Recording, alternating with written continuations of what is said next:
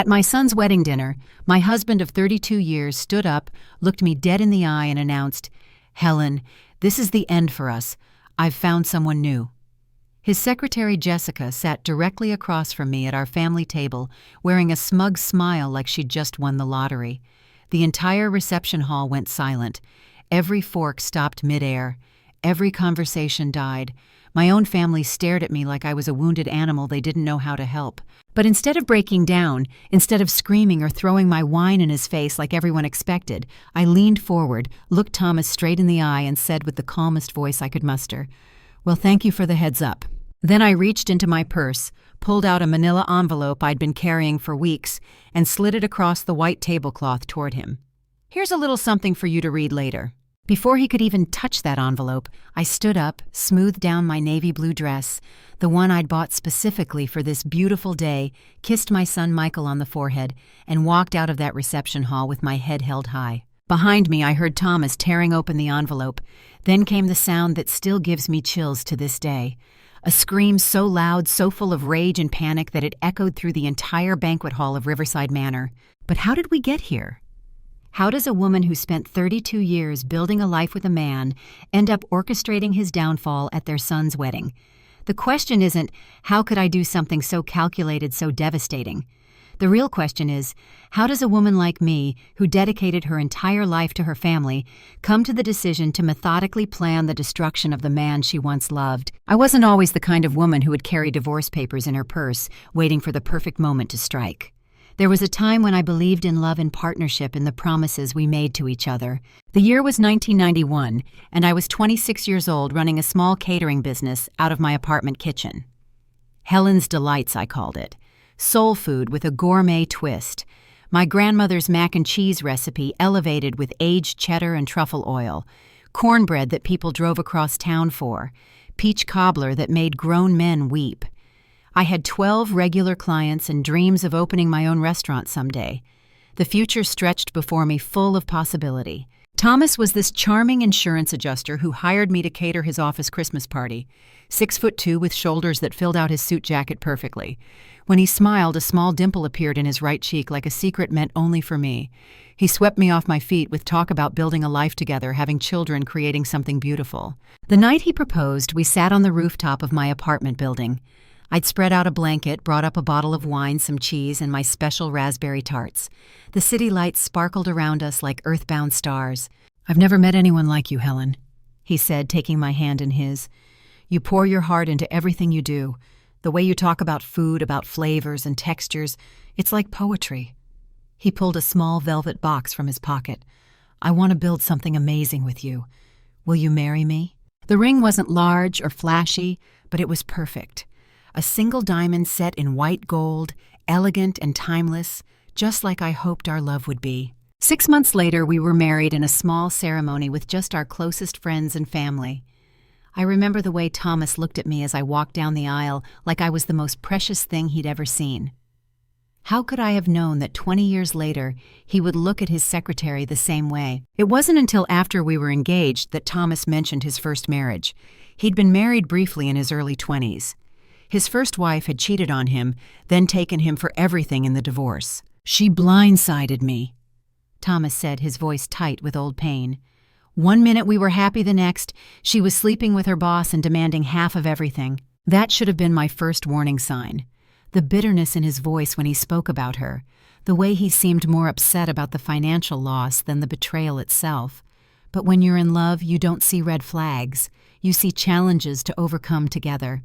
"I'm not going through that financial nightmare again," he told me one evening a month before our wedding. "I've had my attorney draw up a prenuptial agreement. It protects both of us, Helen. It's just smart planning." I signed it without really reading it, trusting him completely, believing that our love would last forever and those legal documents would never matter. Young love makes you do foolish things like sign contracts you don't understand. That prenuptial agreement would stay buried in our files for 32 years until the moment I needed it most. The first sacrifice came during our engagement. Thomas's company offered him a promotion that required us to move 3 hours away to a bigger city. "It's temporary," he assured me, his hands cupping my face the way they used to when he wanted me to trust him completely. Just a few years to get established, then we'll move back and you can restart your business. I believed him because I loved him. I sold my catering equipment, said goodbye to my clients, and followed him to a city where I knew nobody. We bought a small starter home in a neighborhood on the rise.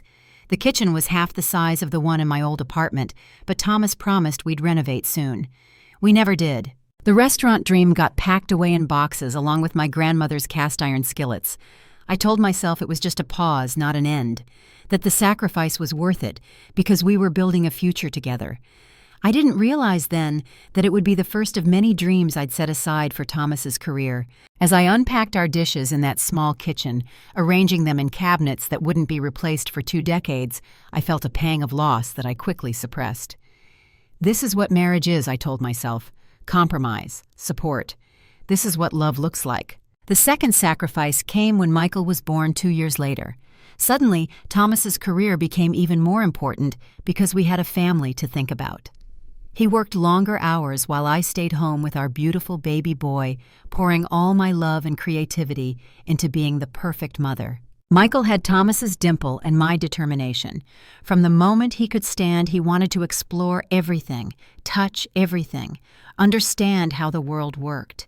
I channeled my passion for cooking into making homemade baby food pureeing, organic vegetables, testing different spice combinations that would expand his palate from an early age. I told myself I'd restart the catering business when Michael started school. But when he turned 5, Thomas's company restructured. He took a pay cut and suddenly my hobby wasn't practical anymore. "We need stability, Helen," he'd say, whenever I brought up my business dreams. "Michael needs his college fund. We need the house payment covered. Maybe when things settle down." Things never settled down. There was always another reason, another excuse, another financial goal that took priority over my dreams. So I got a job at First National Credit Union, where my attention to detail and people skills made me indispensable. I became the person everyone trusted with their most sensitive financial information. I processed loans, managed accounts, and learned every trick in the book about tracking money and uncovering financial secrets. Those skills would later save my life, but at the time they just made me the reliable one, the responsible one, the one who kept everything running smoothly. The years passed in a blur of school drop-offs, dinner preparations, birthday parties, and quiet compromises. I watched Michael grow from an energetic boy into a thoughtful young man. He graduated high school as valedictorian, got into college on a full scholarship, and made us proud in ways we never imagined. Through it all, Thomas and I settled into the comfortable rhythm of a long marriage. Not passionate, perhaps, but stable, predictable. For 32 years, I supported every single one of Thomas's career moves. When he wanted to switch companies, I helped him polish his resume. When he needed to impress potential clients, I planned dinner parties that made him look good. When he decided to start his own insurance firm 10 years ago, I co-signed the business loan with my pristine credit and worked overtime at the credit union to cover our personal expenses while his business got off the ground. I never complained, not really. I told myself that this was what good wives did. They supported their husbands. They put family first. They waited for their turn. I convinced myself that Thomas appreciated my sacrifices, that he saw how much I gave up for him and Michael, that someday it would be my turn to pursue my passion. When Michael graduated college with honors, I felt proud that my sacrifices had contributed to raising such an amazing young man. When he got his first job at a prestigious firm, I told myself all those years of putting his needs first had been worth it. When Thomas's business finally became profitable enough that we could afford luxuries again, I thought maybe finally it was my turn. I was 55 years old when I first brought up restarting my catering business. Now that Michael's graduated college and your business is stable, I said over dinner one night, "I've been thinking about getting back into cooking professionally." Thomas barely looked up from his phone. "That's nice, honey," he said. "But don't you think you're a little old to be starting over? Besides, Jessica and I have been talking about expanding the office. We might need your help with the books." Jessica. Even then, her name was coming up more and more in our conversations. His indispensable secretary who was so organized and really understood the business. I should have paid more attention to how his voice changed when he talked about her, but I was too busy being grateful that he finally trusted me enough to help with his company's finances. I spent the next 2 years doing unpaid bookkeeping for Thomas's business, watching him build something successful while my own dreams gathered dust. I told myself I was being supportive, that marriage was about teamwork, that my time would come eventually. But what I didn't know was that while I was balancing his books and keeping his business profitable, Jessica was balancing something else entirely. And Thomas had already decided that his future didn't include the woman who'd sacrificed 32 years of her life to build his. The first red flag appeared 6 months before Michael's wedding, hidden in plain sight, like a wolf in sheep's clothing. I was organizing our home office, preparing tax documents for our accountant, when I found a credit card statement that didn't belong in our usual stack of bills. Chase Sapphire Reserve Premium Card, $15,000 credit limit, account holder Thomas Johnson. My hands trembled as I opened it. Charges for restaurants I'd never been to, jewelry stores I'd never heard of, weekend trips to hotels and cities Thomas had never mentioned visiting for business. The statement showed a balance of $8,000, money that wasn't coming from our joint checking account. When I confronted him that evening, Thomas barely looked up from his laptop. "Business expenses, honey," he said with that dismissive tone he'd perfected over the years. "Client entertainment networking events. Jessica handles all the paperwork for reimbursements." Jessica again. Always Jessica these days. But why a separate card? I pressed my voice steadier than I felt. "Why not use our business account?" "Tax purposes," he replied smoothly. "Our accountant suggested it. Don't worry about it, Helen. You handle the home finances. I handle the business stuff." That should have been the end of it. The old me would have accepted his explanation and gone back to trusting blindly.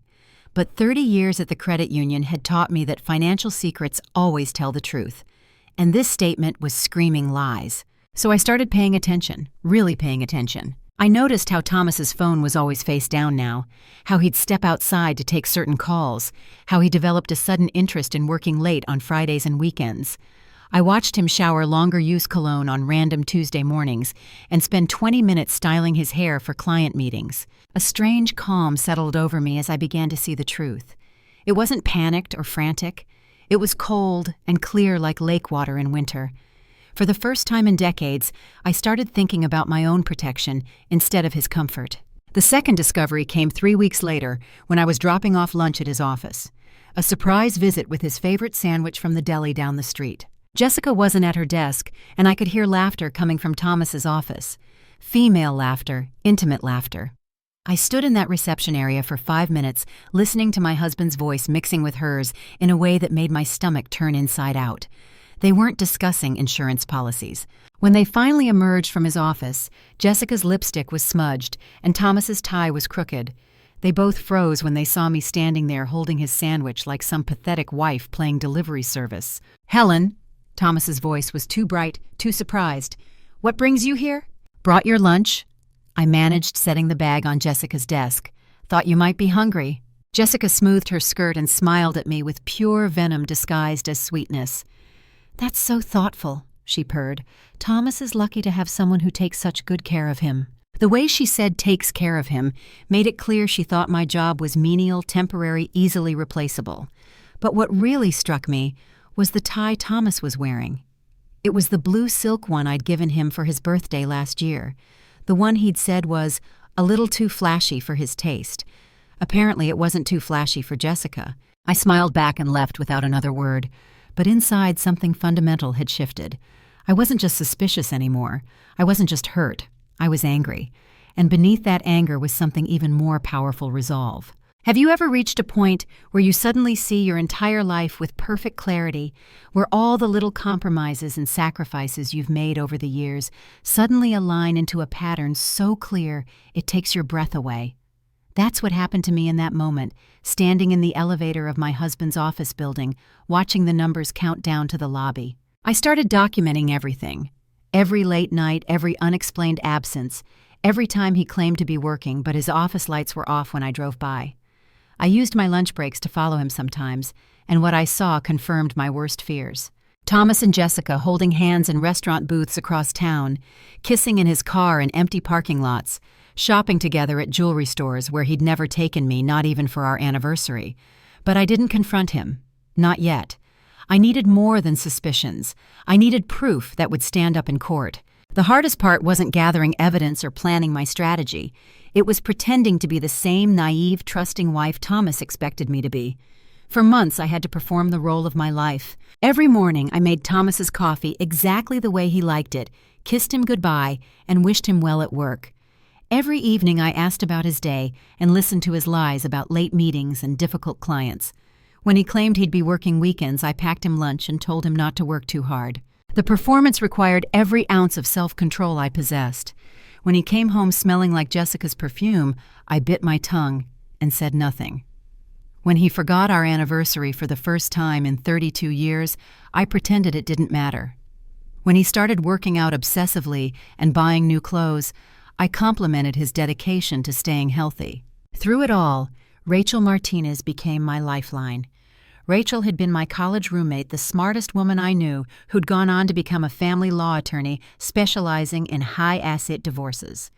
We'd stayed in touch over the years, meeting for lunch, whenever her schedule allowed sharing stories about our kids and our marriages. Helen, Rachel's voice was surprised when I called her out of the blue one afternoon. "This is unexpected. How are you doing?" "I need legal advice," I said without preamble, "and I need absolute confidentiality." The silence stretched for several seconds. Rachel was sharp enough to understand that this wasn't a casual call about updating our wills. "Come to my office tomorrow," she said finally. "Bring whatever documents you have." I didn't tell Thomas where I was going the next day. I simply said I had errands to run, and he didn't ask for details. He rarely did anymore. Rachel's office was in a sleek downtown building 30 floors up with a view of the city skyline. As I sat across from her, watching her face change as she looked through the credit card statements and photographs I'd collected, I felt a strange sense of calm. "He's been seeing her for at least 6 months," I explained, my voice steady. "Maybe longer. I'm not sure yet." Rachel nodded, her expression professional, but her eyes sympathetic. "And you want to file for divorce?" It wasn't a question, but I answered anyway. "Yes, but not yet. There's something else I need to show you." The worst discovery was yet to come, and I'd made it just 2 days earlier. 2 months before Michael's wedding, I was balancing our joint checking account when I noticed irregular transfers. Small amounts. 500 here, 800 there, moving out of our savings into an account I didn't recognize. The reference numbers led me down a rabbit hole that made my blood run cold. Using my access at the credit union, I traced those transfers to a secret account Thomas had opened 18 months earlier. An account with both his name and Jessica's name on it. An account that contained over $40,000 of our money. Money he'd been systematically stealing from our retirement savings to fund his affair. I spread the bank statements across Rachel's desk, my finger tracing the pattern of withdrawals.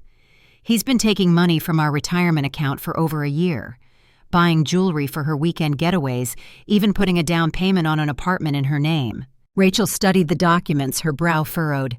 "This is serious, Helen. This isn't just an affair. This is financial fraud." "I know," I said quietly, "and there's more." I pulled the prenuptial agreement from my bag, the pages yellowed with age. Thomas insisted on this before we got married. I never read it carefully. I just signed it because I trusted him. Rachel took the document, flipping through the pages with the practiced eye of someone who'd seen hundreds of similar contracts. When she reached page 23, her eyebrows shot up and a small smile played at the corners of her mouth. "Helen," she said, setting the papers down and leaning back in her chair, "do you understand what you have here?" I shook my head. "A prenup that protects his assets." "Much more than that," Rachel said, flipping to page 23 and pointing to a specific clause. "This is a fidelity provision. Thomas insisted on including language that voids most of the asset protection if either party commits adultery during the marriage." My heart stopped completely. "What does that mean?" "It means," Rachel continued, her voice growing more excited, "that if you can prove Thomas has been unfaithful, this prenuptial agreement becomes worthless.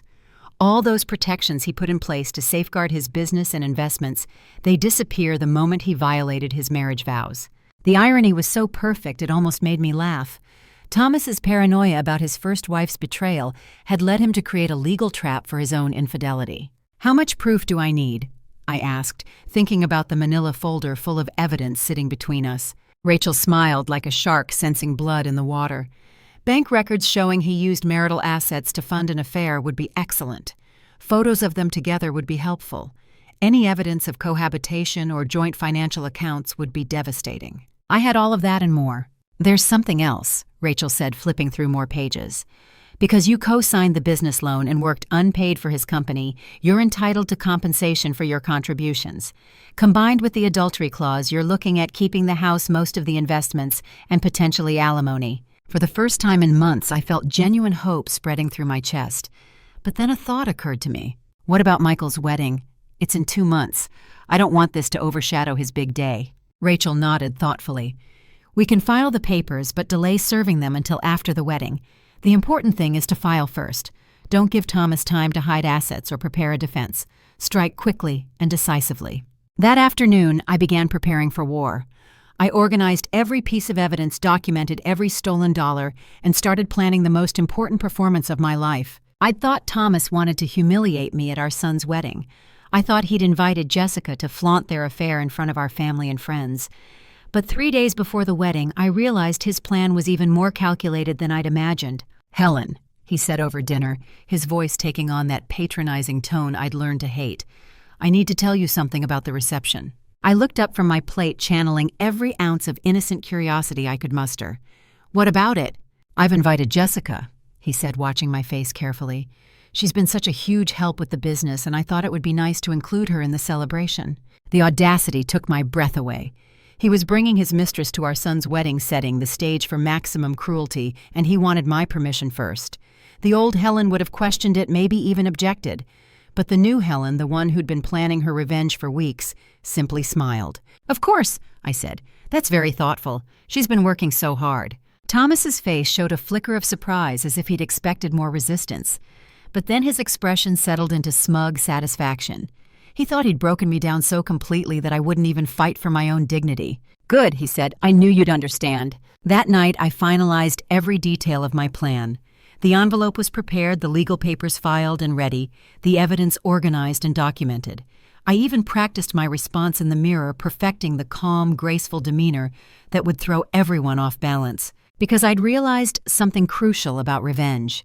The sweetest kind comes not from losing your temper, but from maintaining perfect control while your enemy destroys himself. The morning of Michael's wedding, I woke up feeling something I hadn't experienced in months. Genuine peace.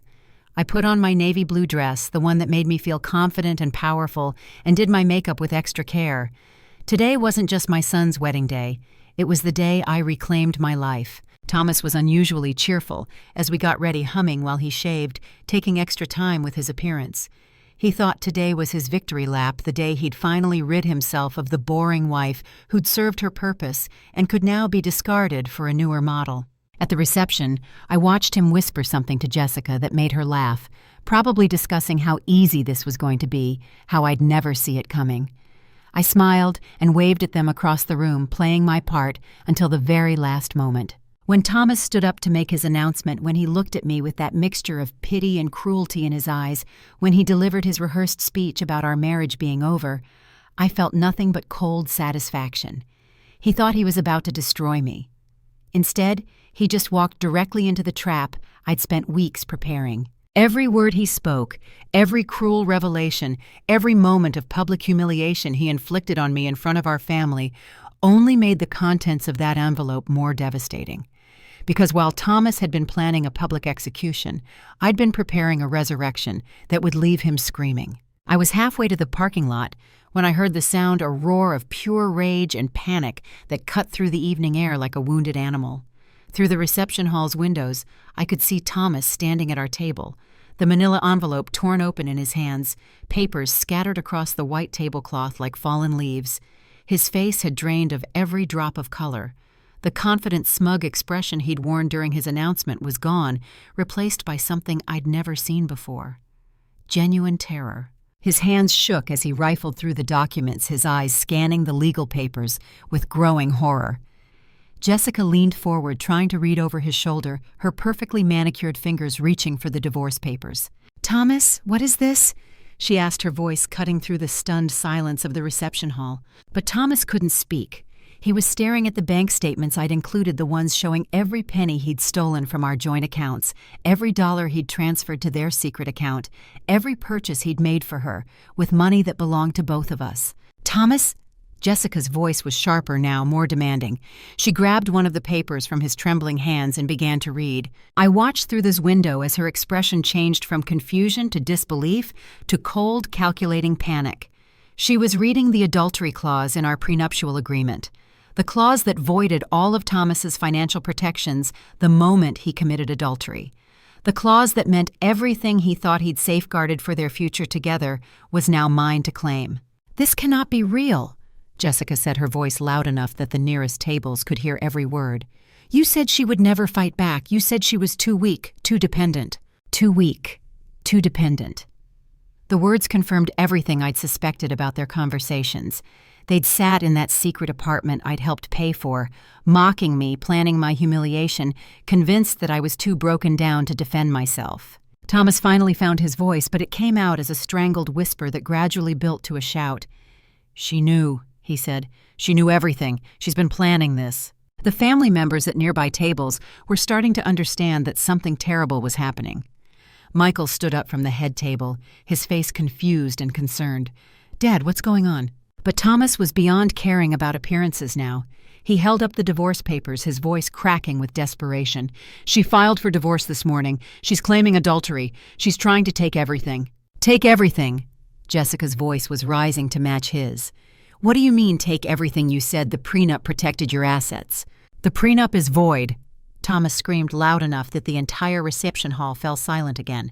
"The adultery clause voids the whole thing. She gets the house, the investments, everything." I watched Jessica's face cycle through a series of emotions: shock, anger, and then something that looked disturbingly like calculation.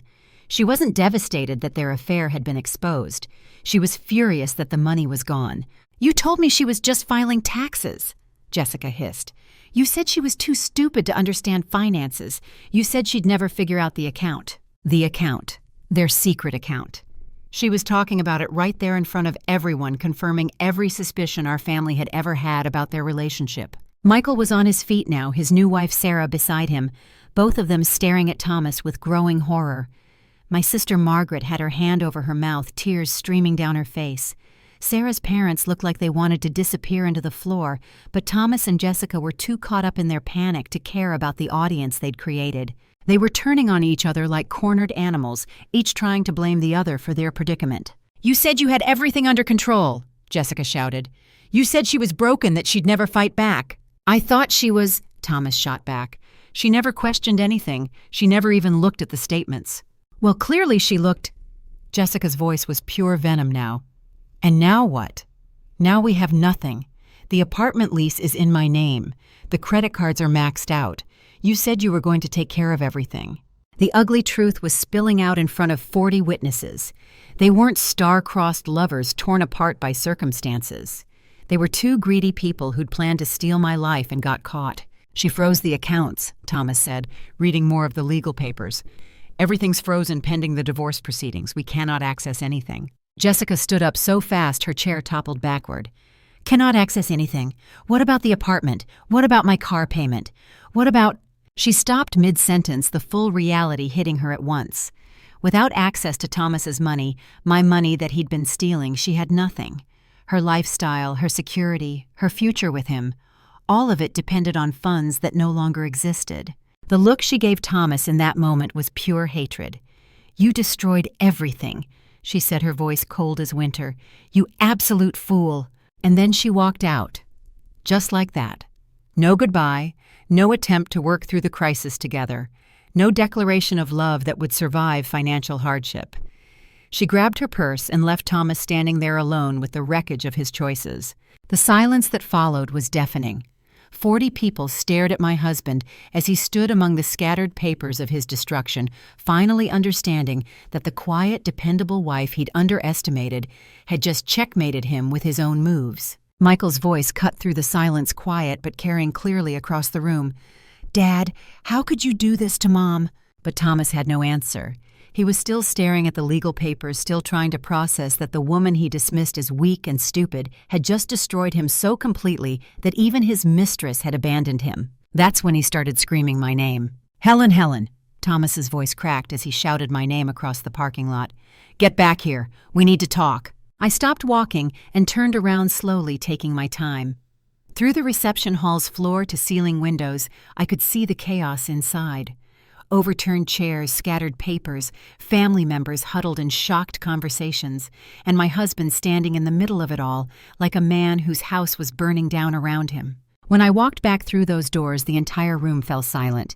40 pairs of eyes followed my movements as I made my way calmly to our table, where Thomas stood surrounded by the evidence of his betrayal. "You wanted to talk?" I said, my voice carrying clearly in the hushed room. "Let's talk." Thomas's face was red and blotchy, his perfect hair disheveled from running his hands through it. The confident man who'd made his announcement 20 minutes earlier was gone, replaced by someone desperate and panicked. "You cannot do this," he said, his voice shaking. "Not like this, not in front of everyone." I looked around the room at our family and friends, people who'd known us for decades, who'd celebrated our anniversary parties and holiday dinners, who'd believed we had a solid, loving marriage. "You chose the venue," I said simply. "I thought you wanted everyone to witness your big announcement." Michael approached our table, his face pale but determined. "Mom, what's going on? Dad's saying you filed for divorce." I nodded, reaching into my purse for the folder I'd prepared for this moment. "I filed this morning, honey. I'm sorry you had to find out this way, but your father made that choice when he decided to destroy our marriage at your wedding dinner." "This is insane," Thomas said, grabbing my arm. "You're being vindictive. You're trying to ruin me over some midlife crisis." I looked down at his hand on my arm, then back up at his face. "Remove your hand," I said quietly. "Now." Something in my tone made him let go immediately. Midlife crisis. I opened my folder and pulled out the bank statements. "Is that what you call stealing $40,000 from our retirement account to fund your affair?" A gasp rippled through the room. My sister Margaret stepped closer, her eyes wide as she looked at the papers in my hands. "You've been tracking our accounts." Thomas's voice was getting higher, more desperate. "That's invasion of privacy. That's my job," I interrupted.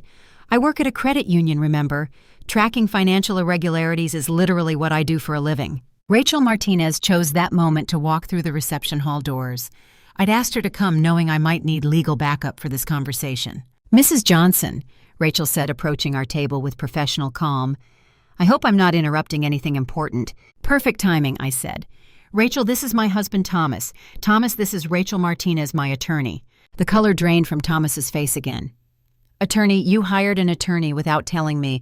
The same way you open secret bank accounts without telling me," I replied. "Rachel, would you mind explaining to my husband what happens when someone violates the adultery clause in their prenuptial agreement?" Rachel smiled not warmly, but with professional satisfaction. "Certainly, Mr. Johnson. When you signed your prenuptial agreement 32 years ago, you included a fidelity provision that voids most asset protections in the event of adultery. Your wife has documented evidence of your affair, including financial records showing you used marital assets to support another woman." "That cannot be legal," Thomas said. But his voice had lost all its fight. "It's completely legal," Rachel continued. "In fact, it's exactly what you designed it to be. The prenup was your idea, your language, your protection. You just never imagined it would be used against you." Michael was reading over the bank statements, now his expression growing darker with each line. "Dad, you stole from Mom's retirement account. You used her money to pay for your affair." "It's not theft," Thomas said weakly. "It's marital property. I had every right." "You had every right to use our joint funds to buy jewelry for another woman." I kept my voice level, devoid of the anger I'd been carrying for months. "You had every right to pay for weekend trips I knew nothing about, to put a down payment on an apartment for your secretary." The room was so quiet you could hear people breathing. Uncle James was shaking his head in disgust. Sarah's parents looked mortified to be witnessing this family implosion. "Where's Jessica now?" I asked, looking around the room. "Your partner in this grand romance, the woman who is going to make you so much happier than I ever could." Thomas's silence was answer enough. "She left," Michael said quietly. "The minute she realized the money was gone, she walked out." I nodded. "That tells you everything you need to know about what your relationship was really built on." "Helen, please," Thomas said, and for the first time his voice held genuine desperation rather than anger. "We can work this out. We can go to counseling." I looked at this man I'd been married to for 32 years, this stranger who'd systematically betrayed and stolen from me while I slept beside him every night and felt nothing but cold certainty. "You're right about one thing," I said. "You did make a mistake. You assumed I was too weak, too stupid, and too dependent to fight back. You assumed wrong." I gathered my papers and put them back in my folder. The accounts are frozen until the divorce is finalized. You'll be hearing from my attorney about the asset division and the theft charges we're considering filing." As I turned to leave, Thomas made one last desperate attempt. "You cannot take everything. I built that business. I earned that money." I stopped and looked back at him one final time. "With my credit, my unpaid labor, and my financial support," I said. "And now you're going to learn exactly what that was worth." Walking out of that reception hall for the second time, I felt something I hadn't experienced in years: complete and total control over my own life. Behind me, I could hear Thomas still trying to explain himself to our son, still trying to minimize what he'd done, still trying to play the victim. But nobody was listening anymore. I drove home in silence, the weight of 32 years lifting from my shoulders with each mile. When I pulled into our driveway, I sat in the car for a long moment, looking at the house we'd shared for so long. It didn't feel like home anymore. It felt like a museum of a life I'd outgrown. Inside, I kicked off my heels and poured myself a glass of the expensive wine Thomas kept for special occasions. I took my drink out to the back porch and sat in the gathering twilight, listening to the cicadas sing in the trees. For the first time in decades, I didn't have to worry about making dinner for anyone. I didn't have to wait up for a husband who might or might not come home. I didn't have to pretend I believed his lies. I was free. My phone rang the display, showing Michael's name. I hesitated before answering, unsure of what my son would say after witnessing the public execution of his parents' marriage. "Mom?" His voice sounded tired, drained. "Are you okay?" "I'm okay, sweetie," I said, surprised to find it was true. "I'm so sorry about your wedding. This isn't how I wanted things to happen." "Don't apologize," Michael said firmly. "Dad's the one who chose to do this today. I can't believe he's been stealing from you, cheating on you. How long have you known?" "A few months," I admitted. "I didn't want to tell you before the wedding. I didn't want to ruin your happiness." "But he was planning to announce it at the reception all along," Michael said, the anger clear in his voice. "That's why he insisted on paying for it. That's why he invited Jessica. He was going to humiliate you in front of everyone." "Yes," I said simply, "that was the plan." "But you knew," Michael said, a note of admiration creeping into his voice. "You were ready for him." I smiled into the phone. "I've learned a few things in 30 years at the credit union. Following money trails is what I do." "Sarah and I are coming over," Michael said suddenly. "We'll stay with you tonight." "No, honey," I said firmly. "It's your wedding night. Go be with your wife. I'm perfectly fine." "Are you sure I don't want you to be alone?" "I've been alone in my marriage for years, Michael," I said softly. "Being physically alone in this house is actually a relief. Go enjoy your first night as husband and wife. We'll talk tomorrow." After we hung up, I sat for a long time in the gathering darkness, thinking about the future.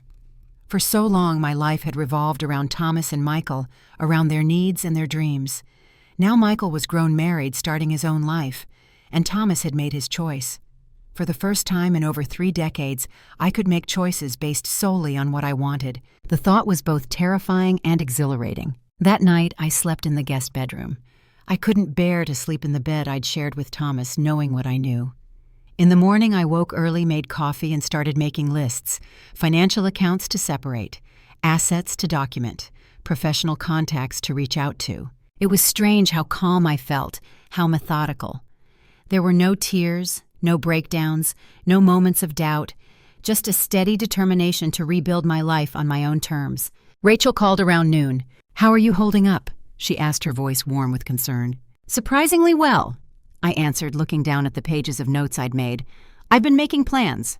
"That's good," Rachel said, "because Thomas just called my office. He's hired Gregory Reynolds as his attorney."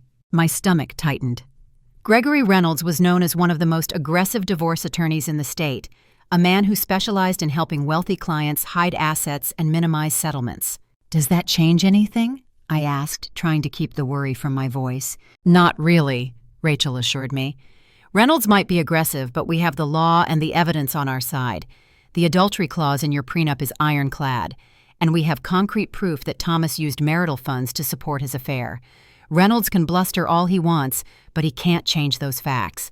Thomas will try to hide assets," I said, thinking about how thorough my husband had been in concealing his affair. "Let him try," Rachel said, and I could hear the smile in her voice. With your background in finance and my experience with high-asset divorces, we'll find whatever he tries to hide. In fact, any attempt to conceal assets will only make things worse for him when the judge finds out. After we hung up, I walked through the house, really seeing it for the first time in years. The furniture Thomas had insisted on buying, even though it wasn't my style. The beige walls he'd refused to let me repaint. The outdated kitchen he'd always promised to renovate but never did. None of it felt like me. It was the shell of a life I'd been pretending to live, a compromise that had long since stopped working. I realized with sudden clarity that I didn't want to keep this house in the divorce. I wanted to start fresh in a space that was entirely my own. I spent the next week in a strange limbo. Thomas didn't come home, which was a relief. According to Michael, he was staying at a hotel downtown. Jessica had apparently moved on quickly, already seen around town with a cardiologist from the hospital. The speed of her betrayal confirmed everything I'd suspected about their relationship. It had never been about love. It had always been about money and status. Thomas made one attempt to contact me directly, calling late one evening when I was reviewing financial documents at the kitchen table. "Helen," his voice sounded rough, desperate. "We need to talk. This has gotten out of hand." "I have nothing to say to you, Thomas," I replied calmly. "Any communication should go through our attorneys." "Please," he said, and I was surprised to hear what sounded like genuine emotion in his voice. 32 years of marriage deserves more than this. We need to sit down face to face and discuss this like adults. For a brief moment, I felt a flicker of the old connection, the habit of responding to his needs. Then I remembered the look on his face as he announced our marriage was over in front of our son, the smug satisfaction as he'd planned my public humiliation. The tenderness vanished as quickly as it had appeared. "You chose how this would end," I said, my voice cool and distant. "You chose to betray me, to steal from me, to plan my humiliation at our son's wedding. Those were your choices, Thomas. Now you get to live with the consequences." I hung up before he could respond, my hand steady, my resolve unshaken. There would be no tearful reconciliations, no weakness that he could exploit. That chapter of my life was closed forever. 3 days later, I received a call from an unexpected source. Sarah, Michael's new wife, wanted to meet for coffee. We'd always had a good relationship, but we weren't particularly close. I was curious about what she wanted to discuss. We met at a small cafe downtown away from the neighborhood where most of our friends and family frequented. Sarah was already there when I arrived, a pretty young woman with intelligent eyes and a kind smile. She stood to hug me tightly when I approached the table. "Helen, thank you for meeting me," she said, gesturing for me to sit. "I know things have been chaotic since the wedding." "That's putting it mildly," I said with a small smile. "How are you and Michael doing? I've been so worried that all this drama has overshadowed your first weeks of marriage." "We're okay," Sarah assured me. "Michael is still processing everything, but he's mainly concerned about you." "I'm fine," I said automatically, the response I'd been giving everyone who asked. Sarah gave me a knowing look. "Are you really? Because nobody would be fine after what you've been through?" The directness of her question caught me off guard. For so long I'd been holding myself together, presenting a strong, composed exterior to the world. But something about Sarah's genuine concern made the cracks in my armor visible. I hesitated, searching for the right words. "I'm functioning. I'm moving forward. Some days are harder than others." Sarah reached across the table and squeezed my hand. "I can't imagine how betrayed you must feel, but I want you to know that Michael and I are here for you, whatever you need." "Thank you," I said, blinking back unexpected tears. "That means a lot to me." "Actually," Sarah continued, "that's part of why I wanted to meet with you. I have a proposal." She pulled a folder from her bag and slid it across the table to me.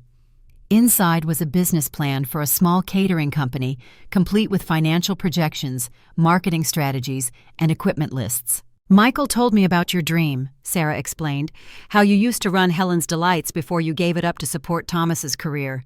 He said your peach cobbler was legendary." I stared at the papers in disbelief.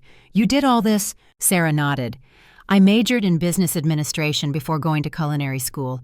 This is what I do. And Michael and I both think that once your divorce is settled, this could be the perfect fresh start for you." "I'm 58 years old," I said, voicing the doubt that had been haunting me. "Isn't it too late to start over?" "Are you kidding?"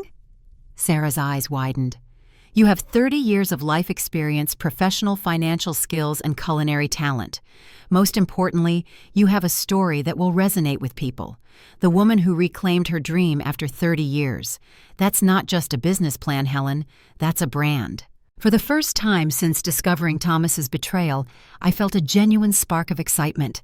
Not just the cold satisfaction of revenge, but the warm glow of possibility. "I don't know what to say," I admitted, flipping through the meticulously prepared business plan. "This is incredibly thoughtful." "You don't have to decide anything now," Sarah said. "Just think about it. Michael and I believe in you, and we want to help in any way we can." As I drove home from the cafe, my mind was racing with possibilities. The business plan Sarah had prepared was sound, conservative in its projections, but ambitious in its vision. With my settlement from the divorce, I would have the capital to launch without taking on debt. And after decades of managing other people's finances, I certainly had the skills to run a business. But more than the practical considerations, it was the emotional resonance of returning to my original passion that called to me. Cooking had always been my true love, the thing that made me feel most alive.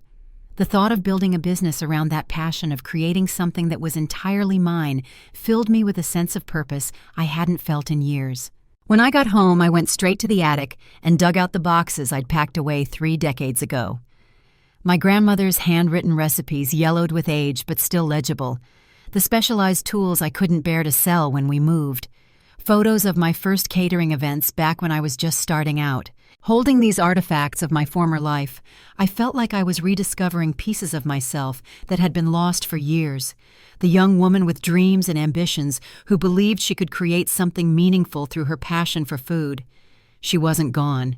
She had just been waiting for the right moment to emerge again. That night I sat at my kitchen table and began to write. Not legal strategies or financial analyses, but recipes. My grandmother's peach cobbler, my spiced cornbread, the macaroni and cheese that had once made a food critic from the local paper weep with joy. As my pen moved across the page, I felt myself coming alive again, reconnecting with the person I used to be before I subordinated my dreams to Thomas's ambitions. For the first time since discovering his betrayal, I found myself almost grateful to Thomas.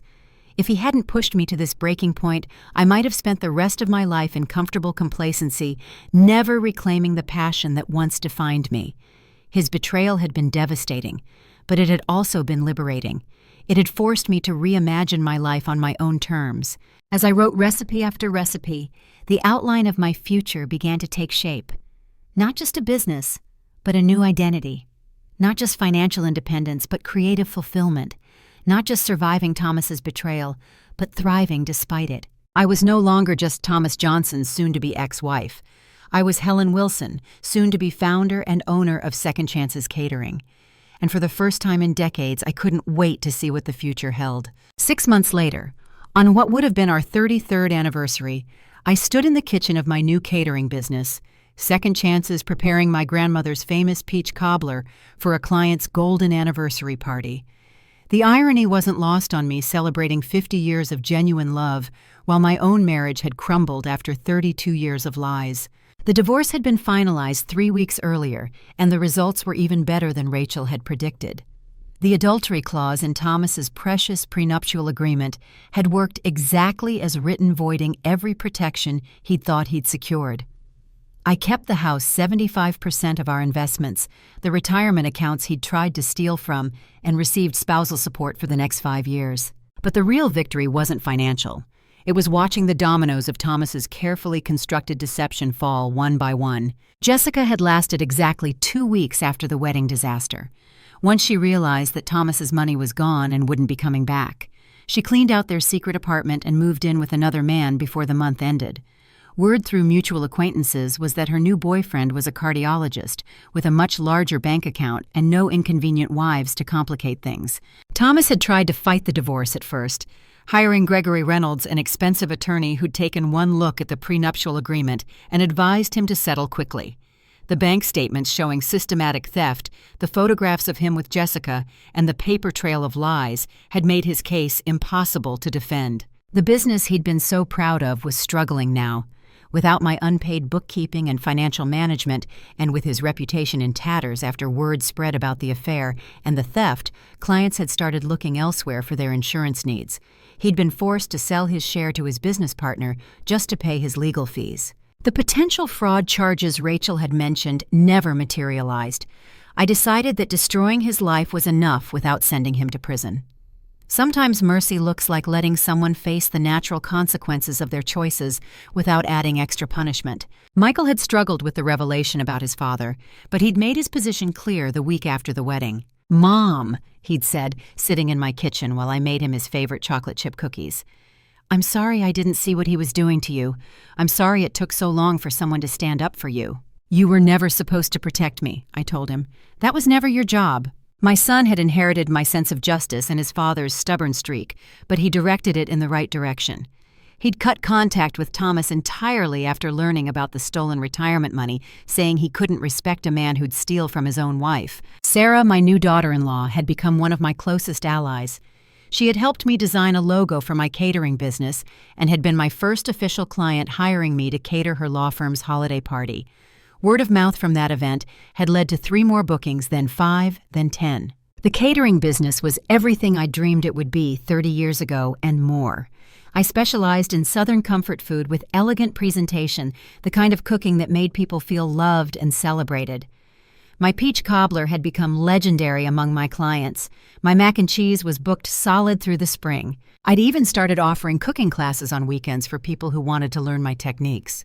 But the best part wasn't the success or the money or even the satisfaction of building something with my own hands. The best part was waking up every morning knowing that every choice I made was mine, every dollar I earned was mine, and every dream I pursued belonged to me alone. I'd learned something profound about myself in those months of planning my revenge. Patience and intelligence will always defeat impulse and emotion. Thomas had acted from greed and selfishness, making decisions based on what he wanted in the moment. I'd acted from strategy and self-respect, building a plan that would protect my future rather than just satisfy my anger. The difference between us was that he'd seen our marriage as something to escape from, while I'd seen it as something worth fighting for until the moment he proved it wasn't worth saving. 3 weeks ago, I'd received a phone call from Thomas. He was living in a studio apartment across town, working for someone else's insurance agency, and apparently feeling sorry for himself. "Helen," he'd said, his voice smaller than I'd ever heard it. "I made terrible mistakes. I know I cannot undo what I did, but maybe we could talk. Maybe there's some way to fix this." I'd listened to his entire speech, his apologies, his excuses, his promises that he'd changed. When he finished, I'd said only one thing. "I hope you find happiness, Thomas, but you will not find it with me." That was the last conversation we'd ever had, and I intended to keep it that way. Now, putting the finishing touches on my client's anniversary dessert, I reflected on how much my life had changed. I owned a successful business, lived in a beautiful home that was entirely mine, and woke up every day excited about the possibilities ahead of me. I had my son's love and respect, genuine friendships with people who valued me for who I was, and dreams that belonged to nobody but me. The bell above the shop door chimed, pulling me from my thoughts. I looked up to see Rachel walking in her briefcase in one hand and a bottle of champagne in the other. "I thought we should celebrate properly," she said, holding up the bottle with a smile. "Final divorce papers were officially recorded yesterday. You are now, in every legal sense, completely free of Thomas Johnson." I laughed and set down my rolling pin. "You brought Dom Perignon to my kitchen. That's a bit fancy for a woman who spends her days elbow-deep in pie crust." "Nothing's too fancy for the woman who executed the most satisfying divorce strategy I've seen in 20 years of practice," Rachel replied, setting the bottle on the counter. "Besides, this isn't just about the divorce. It's about everything you've built in the last 6 months. Second Chances is becoming one of the most talked-about catering services in the city." She wasn't exaggerating. What had started as a small operation run out of my renovated kitchen had quickly grown into a legitimate business with 3 part-time employees and bookings scheduled months in advance. The feature in the local lifestyle magazine last month had brought in a flood of new clients, many of them women my age, who connected with my story of reinvention after divorce. "I couldn't have done any of this without you," I said, opening a drawer to look for champagne glasses. "That's not true," Rachel countered, taking off her suit jacket and hanging it carefully on a hook by the door. "You had everything you needed inside you all along. The business skills, the culinary talent, the courage. All I did was show you that the legal system could work in your favor for once." As we sipped champagne in my flour-dusted kitchen, I thought about the strange, winding path that had brought me here. If Thomas hadn't betrayed me, I might never have found the courage to restart my catering business. If he hadn't tried to humiliate me at Michael's wedding, I might never have discovered just how strong I really was. "Do you ever wonder what would have happened if you'd caught Thomas earlier?" Rachel asked, seemingly reading my thoughts. Before he'd taken so much money before Jessica, I considered the question carefully. I think it would have played out the same way, just with different details. Thomas didn't suddenly become unfaithful after 30 years of marriage. He just finally got caught. The man who could stand up at his son's wedding and publicly discard his wife of 32 years was always capable of that kind of cruelty. I just refused to see it. Rachel nodded slowly. "When did you first realize you weren't going to try to save your marriage?" Most of my clients struggle with that decision, even when the betrayal is as clear-cut as Thomas's was. "The moment I saw him wearing the blue tie," I said without hesitation. "The one I gave him for his birthday, the one he told me was too flashy. Seeing him wear it for her, watching him lie directly to my face about working late when I knew exactly where he'd been and who he'd been with, something just clicked. I realized I'd been making excuses for his behavior for decades, always putting his needs above my own, always believing his lies because the truth was too painful to face." "And now," Rachel asked, refilling our glasses, "how does it feel to be on the other side?" I looked around my kitchen at the space I'd designed exactly to my specifications. The commercial-grade ovens I'd installed myself, the marble countertops I'd chosen because they reminded me of my grandmother's kitchen, the herb garden growing in the window that filled the room with the scent of basil and rosemary. "It feels like coming home," I said simply, to myself. The next morning I woke early to prepare for a meeting with a potential new client. As I dressed, I caught sight of myself in the mirror and paused. The woman looking back at me was different from the one who had stood in this same spot a year ago, getting ready for another day of compromises and silent disappointments. My hair was different, for one thing. After the divorce was finalized, I'd gone to the salon and had my sensible shoulder-length bob transformed into a stylish pixie cut with subtle caramel highlights. Thomas had always insisted I keep my hair long, claiming short hair made women look old. But I'd discovered that the right cut actually took years off my appearance, emphasizing my cheekbones and bringing attention to my eyes. I wore different clothes now, too. Gone were the bland, inoffensive outfits Thomas preferred, replaced by clothes with color and texture and personality. Today I chose a cobalt blue dress with a fitted waist and a subtle pattern paired with comfortable but stylish ankle boots. The outfit was professional, but distinctly me in a way my old wardrobe never had been. But the most significant change wasn't in my appearance. It was in my eyes. The woman in the mirror looked back at me with confidence, with purpose, with a quiet joy that came from living authentically.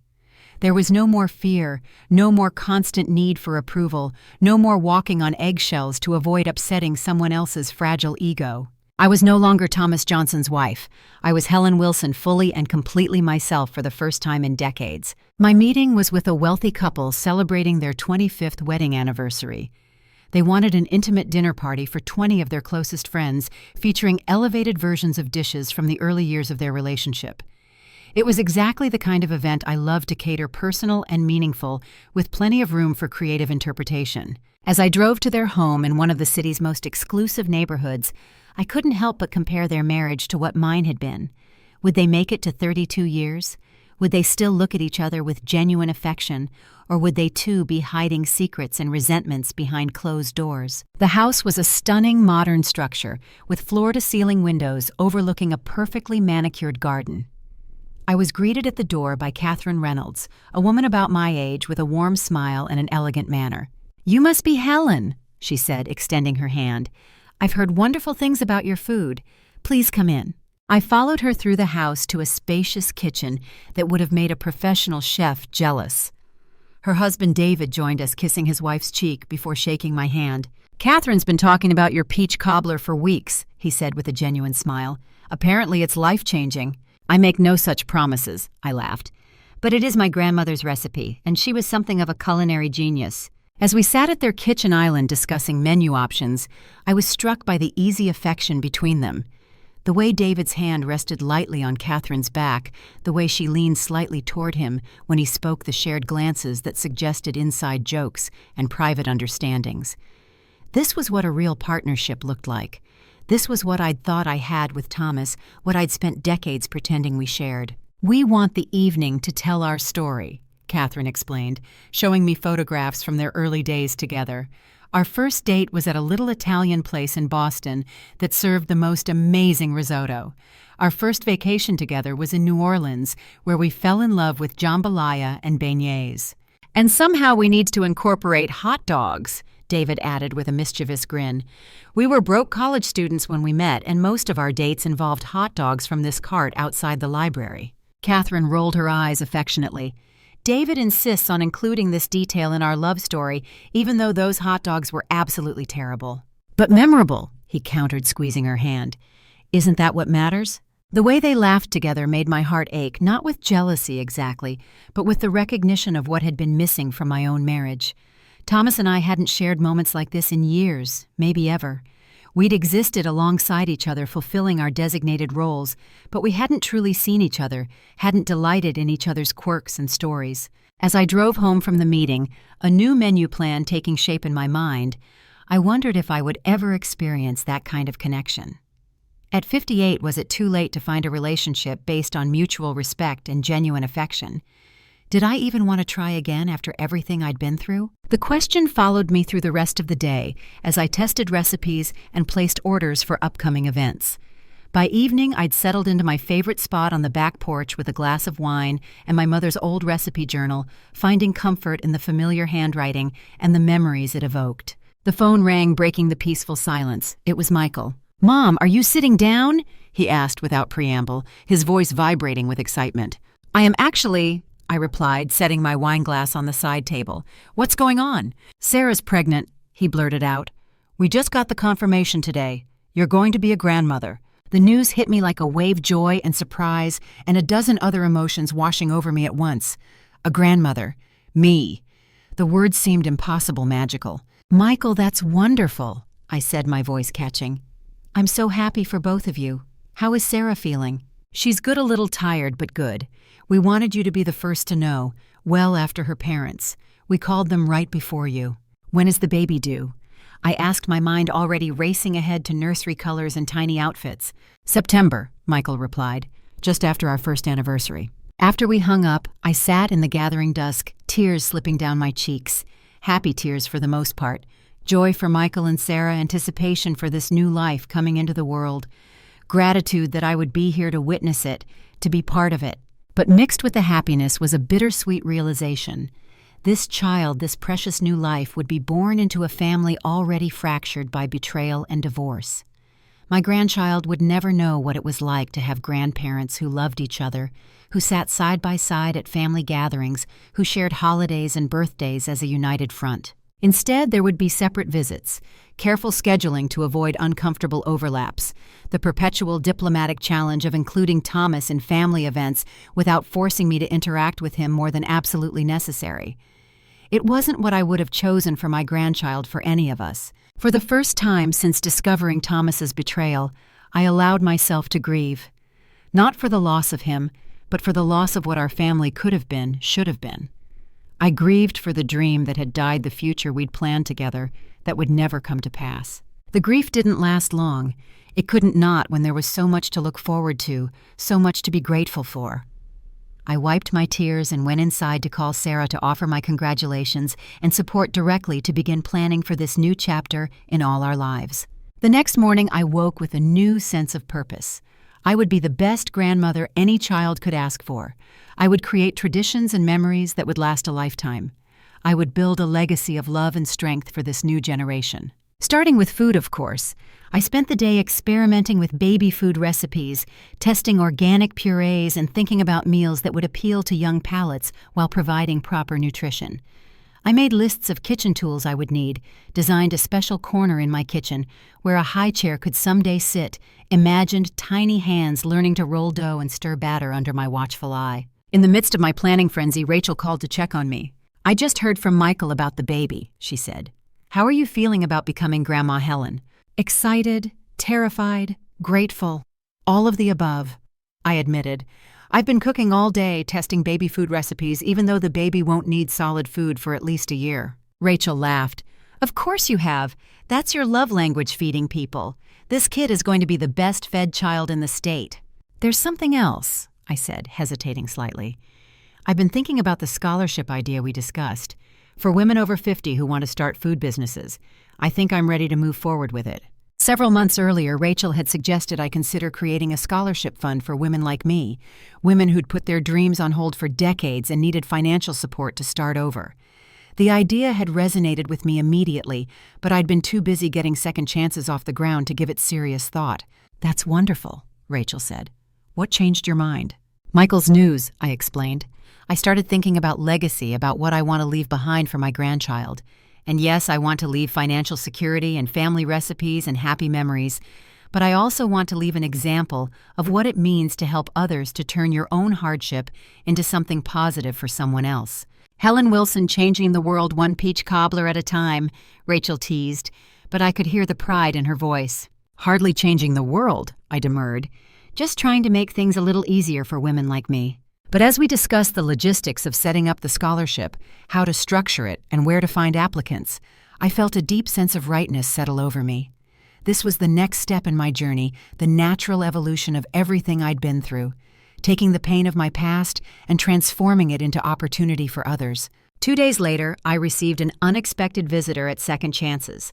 I was in the back kitchen up to my elbows in pie dough when Marjorie, my part-time assistant, appeared in the doorway. "There's someone here to see you," she said, her expression uncertain. "A Mr. Johnson. He says he's your ex-husband." My hands stilled in the dough. "Thomas, here in my sanctuary." My first instinct was to refuse to see him, to have Marjorie send him away. But something made me reconsider. Perhaps it was curiosity. Perhaps it was the confidence that came from knowing he no longer had any power over me. "Tell him I'll be out in 5 minutes," I said, wiping my hands on my apron. "I need to finish this first." I took my time completing the pie crust, refusing to rush because of Thomas's unexpected arrival. When I finally emerged from the kitchen, I found him standing awkwardly by the display case, examining the rows of pastries and desserts. He looked older, diminished somehow. The confident, commanding presence that had once filled our home was gone, replaced by a man who seemed unsure of his place in the world. He wore a suit that hung loosely on his frame, suggesting he'd lost weight. His hair had more gray than I remembered. "Hello, Thomas," I said calmly, removing my apron and hanging it on a hook by the kitchen door. "What brings you here?" He turned at the sound of my voice, his eyes widening slightly as he took in my appearance. I realized this was the first time he'd seen me since the divorce was finalized, the first time he was seeing the new Helen rather than the woman he'd left behind. "Helen," he said, his voice catching, "you look well, really well." "Thank you," I replied, neither cold nor warm. "You wanted to speak with me." Thomas glanced around the busy shop at the customers enjoying their coffee and pastries, at the staff moving efficiently behind the counter. "Could we sit somewhere and talk privately?" I considered refusing, but curiosity won out. I led him to a small office at the back of the shop, leaving the door open as a precaution. I didn't fear Thomas anymore, but I had no desire to be alone with him either. "Michael told me about the baby," Thomas said once we were seated. "I'm going to be a grandfather." "Yes," I said simply. "He also told me you're doing well. The business is successful." Thomas gestured vaguely at the shop beyond the office door. "I can see that for myself now." I waited, saying nothing. Whatever Thomas had come to say, I wouldn't make it easier for him by filling the silence. "I made a terrible mistake, Helen," he said finally, his voice low and urgent. "The biggest mistake of my life, leaving you for Jessica. It was insanity, temporary insanity." "Was it," I asked, raising an eyebrow, "or was it just the culmination of years of entitlement and selfishness?" Thomas flinched at my directness. "I deserve that," he admitted. "I deserve all of it. But I want you to know that I regret what I did. Every day I regret it." "What exactly do you regret Thomas cheating on me, stealing from our retirement accounts, humiliating me at our son's wedding, or just getting caught?" He had the grace to look ashamed. "All of it. I regret hurting you. I regret destroying our family. I regret throwing away 32 years for nothing." I studied him carefully, looking for signs of manipulation or deceit. But all I saw was genuine remorse, the desperate regret of a man who'd realized too late what he'd lost. "Why are you telling me this now?" I asked. "What do you want from me, Thomas?" He met my gaze directly for the first time. "Forgiveness," he said simply. "Not reconciliation. I know that's impossible now. Just forgiveness. I don't want our grandchild to grow up in a family divided by bitterness. I don't want Michael to have to choose between his parents for the rest of his life." The request surprised me. I'd expected Thomas to ask for another chance to suggest we try again now that Jessica was out of the picture. Forgiveness was both less and more than I'd anticipated. "Forgiveness isn't something I can just give you because you ask for it," I said after a long moment. "It's a process, one I'm working through in my own time and my own way." "I understand." Thomas nodded, disappointment evident in his face. "I shouldn't have come. I'm sorry for disturbing you at work." As he stood to leave, I found myself saying something unexpected. "Have you had lunch?" Thomas looked confused. No. We have a special today. Chicken pot pie with a rosemary crust. My grandmother's recipe. You always liked it." The invitation surprised me as much as it seemed to surprise him. "I'd like that," he said cautiously, "if you're sure." I wasn't sure, not entirely. But as I led Thomas back to the main area of the shop and signaled to Marjorie to bring 2 lunch specials, I realized I was no longer angry. The rage that had fueled me through the divorce proceedings, the cold determination to make Thomas pay for his betrayal, had faded into something more like indifference. We ate in relative silence, making occasional small talk about the shop, about Michael and Sarah's news. Thomas complimented the food sincerely, his eyes lighting up with recognition at the familiar flavors of my grandmother's recipe. "You've created something amazing here, Helen," he said as he finished the last bite of pot pie. "I always knew you would if you ever got the chance." "Did you?" I asked, genuinely curious. "Then why did you work so hard to make sure I never got that chance?" The question hung between us, not accusatory, but direct. Thomas considered it carefully before answering. "I was afraid," he admitted finally, "afraid that if you had your own success, your own identity outside of our marriage, you wouldn't need me anymore, that you'd outgrow me. So I kept you small, kept you dependent. It was selfish and cowardly, and I'm deeply ashamed of it now." The honesty of his response caught me off guard. In all our years together, I couldn't remember Thomas ever being this vulnerable, this self-aware. "Thank you for saying that," I said quietly. "It helps hearing you acknowledge it." After Thomas left, promising to respect my boundaries, while hoping we could find a way to be civil for Michael and the baby's sake, I returned to my kitchen with a lighter heart than I'd expected. Seeing Thomas again had confirmed what I already knew: my life was infinitely better without him. But it had also shown me that I'd moved beyond the pain he'd caused, that I was ready to build a future unencumbered by bitterness or regret. That evening, as I closed up the shop and prepared to head home, I paused to look around the space I'd created. The warm lighting, the comfortable chairs, the display cases full of beautiful desserts. This was mine. Every inch of it, every recipe, every decision. Mine alone. Outside, the sky was painted in shades of pink and gold as the sun set behind the city skyline. I stood for a moment on the sidewalk, breathing in the evening air, feeling the pleasant fatigue of a day spent doing work I loved. A couple walked past, middle-aged like me, holding hands and laughing together about something private.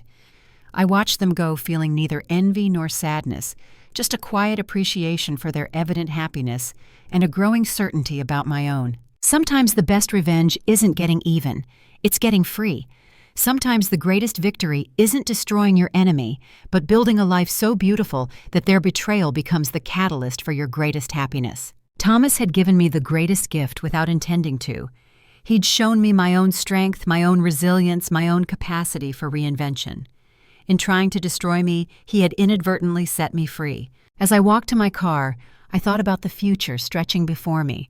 A grandchild to love, a business to grow, a scholarship to establish, friends to cherish, maybe someday if the right person came along, even love to rediscover. But for now, for this moment, I was complete in myself, whole and healed and happy. The woman who'd walked out of that reception hall 6 months ago with her head held high had found her way to a life better than anything she could have imagined. Sometimes justice tastes like peach cobbler, smells like your own kitchen, and sounds like your own laughter, echoing through a home that finally belongs to you. Sometimes healing looks like a second chance at the dream you thought was lost forever. And sometimes the happy ending isn't the one you planned for, but the one you create for yourself out of the wreckage of what was. My name is Helen Wilson, and this is my story of betrayal and resurrection, of ending and beginning, of a wedding where something died and a new life was born from its ashes. This is the story of how I lost everything and found myself.